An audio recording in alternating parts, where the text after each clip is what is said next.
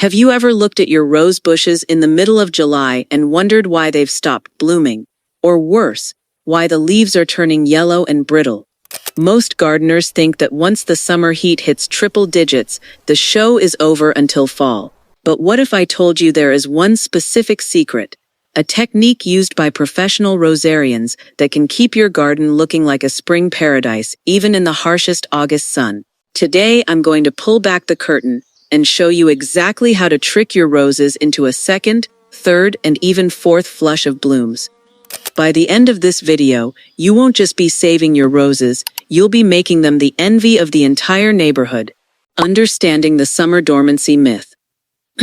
Before we dive into the how-to, we have to address a major misconception, the idea of summer dormancy. Many gardeners notice their roses stop producing buds in July and assume the plant has simply gone to sleep for the season. In reality, your roses aren't sleeping, they are in survival mode. When temperatures soar, the plant shifts all its energy away from the luxury of making flowers and redirects it toward keeping its internal systems cool and its roots alive. The secret to endless blooms lies in understanding that a rose is a reproductive machine. Its primary goal isn't to look pretty for your photos, it's to produce seeds. Those seeds develop inside what we call rose hips. Once a rose bush successfully produces hips, it sends a hormonal signal to the rest of the plant saying, "Job well done, we've reproduced for the year, now we can rest." If you allow those hips to form in the summer, the plant will effectively shut down its blooming cycle.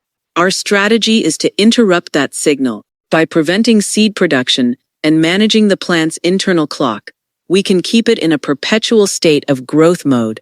We want the plant to think it's still prime time for reproduction, which keeps the buds coming. Today, we're going to treat the root cause of the slowdown rather than just the symptoms, creating a forest floor environment right in your backyard that protects the plant's delicate chemistry from the scorching sun. The deep soak hydration strategy. Watering seems like the simplest task in gardening, yet it is where most people go wrong during the summer. I see many gardeners giving their roses a light sprinkle of water every morning and evening. While this might make you feel better, it's actually doing more harm than good. When you water lightly, the moisture only sits on the top inch or two of soil. This encourages the rose's roots to grow upward toward the surface, to find that water. Then, during the heat of the day, that top layer of soil becomes incredibly hot, effectively cooking those shallow roots and putting the plant into extreme stress. My deep soak strategy is about quality over frequency. Instead of watering a little bit every day, you should water deeply only 2 or 3 times a week. Think of your soil as a deep reservoir. You want to saturate the earth so that the water reaches 12 to 18 inches below the surface. This encourages the roots to dive deep into the cool, dark earth where temperatures stay stable and moisture is consistent. I recommend using a slow drip from a hose at the base of the plant for 30 to 45 minutes per bush. This ensures every root hair is hydrated. Crucially, never spray the foliage in the sun. Water droplets act like tiny magnifying glasses that can scorch the leaves, and wet leaves and high humidity are an open invitation for fungal diseases like black spot. The ultimate secret, deadheading. Now, let's talk about the real game changer, deadheading 2.0.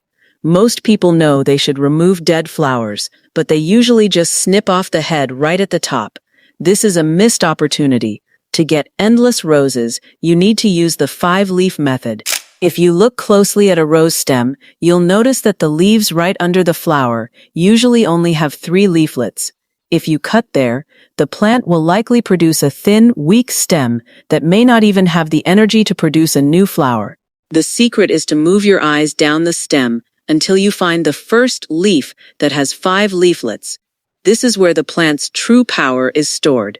When you find that 5-leaflet leaf, make your cut about a 1/4 inch above it, at a 45-degree angle, sloping away from the bud.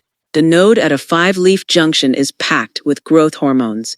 By pruning here, you are sending a massive growth signal to the plant, forcing it to push out a thick, vigorous new cane. This new growth will be strong enough to support a large, healthy cluster of flowers. Think of it as reprogramming the plant's architecture. Every time you remove a spent bloom this way, you aren't just cleaning the plant, you are directing its future energy. This is how professional growers keep their bushes heavy with flowers all season long. It's a small adjustment that yields massive results. Summer feeding, low and slow. A common mistake I see backyard mentors making is over-fertilizing with heavy nitrogen during a heat wave. It's tempting to want to feed a struggling plant, but high nitrogen fertilizers force the rows to grow lots of soft, lush green foliage very quickly. In 100-degree weather, that soft new growth wilts almost instantly and becomes a magnet for pests, like aphids and thrips.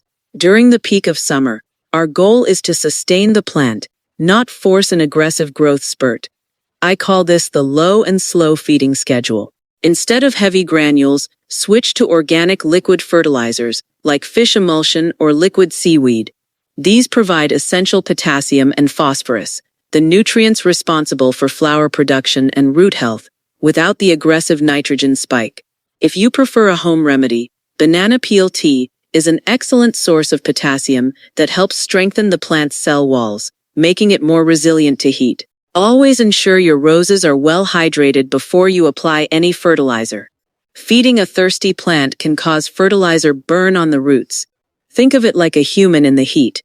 You wouldn't want a heavy 3-course meal. You'd prefer a light, refreshing smoothie. Treat your roses the same way. Give them light, frequent snacks of nutrients to keep their stamina up without overwhelming their system. Mulching, the soil's sunscreen. You wouldn't step out into the July sun without protection. So why is your soil bare? The single biggest factor in rose health during the summer isn't actually the air temperature, it's the soil temperature. If the roots get too hot, the plant shuts down all non-essential functions, including blooming. This is where mulching comes in. It is the soil's version of sunscreen. A thick layer of mulch acts as an insulator, keeping the ground cool and preventing moisture from evaporating. For the summer, I recommend a minimum of a 3-inch layer of organic mulch. Shredded bark, straw, or even well-aged compost works wonders. If you want to see the difference, try this experiment. Touch a patch of bare soil in the afternoon sun. It will be painfully hot. Then, move the mulch aside and touch the soil underneath. It will feel cool and damp to the touch. That temperature difference is the secret to a happy rose bush. Mulch also breaks down over time, feeding the beneficial microbes and earthworms in your soil, which in turn improves the soil structure. Just remember one critical rule. Keep the mulch a few inches away from the actual wooden trunk or crown of the rose. If the mulch touches the stem, it can trap moisture against the bark and lead to rot or fungal issues. Think of it as a donut of protection around your plant. Pest and disease management. Hot, dry weather brings its own set of challenges, specifically spider mites. If your rose leaves look dusty, bronzed, or have tiny webs on the undersides, you have a mite problem. Many gardeners panic and reach for harsh chemical sprays, but in the heat of summer, those chemicals can actually stress the plant further or even burn the leaves. The most effective and free way to handle mites is simple water pressure. Twice a week, use your hose to give the undersides of the leaves a strong blast of water. Spider mites hate humidity and can be easily knocked off the plant by the physical force of the water. This also cleans the pores of the leaves, allowing the plant to breathe better. For more persistent issues, a light application of neem oil in the late evening, once the sun has set, can help. Also, keep an eye out for heat scorch, crispy brown edges on your petals. This isn't a disease, it's just the plant's way of saying it's thirsty. By following the deep soak and mulching steps, you'll find that your roses become much more resistant to these issues. A healthy, well-fed, and well-hydrated rose has its own natural immune system. Your job as a mentor is simply to provide the right environment so the plant can defend itself. Maintaining a rose garden in the summer doesn't have to be a battle against the elements. By applying the 5-leaf pruning method, watering deeply at the root zone, and protecting your soil with a thick layer of mulch, you are giving your roses exactly what they need to thrive when others are struggling. Remember, gardening is a journey, not a destination. It's about the small daily observations and adjustments that lead to those big, beautiful rewards. If you found these secrets helpful, please hit that like button. It really helps the Backyard Mentor channel reach more gardeners just like you. I'd love to hear from you in the comments. Which rose variety is the star of your garden right now? Or, are you facing a specific summer challenge I didn't cover today? Let me know, and I'll do my best to help you out.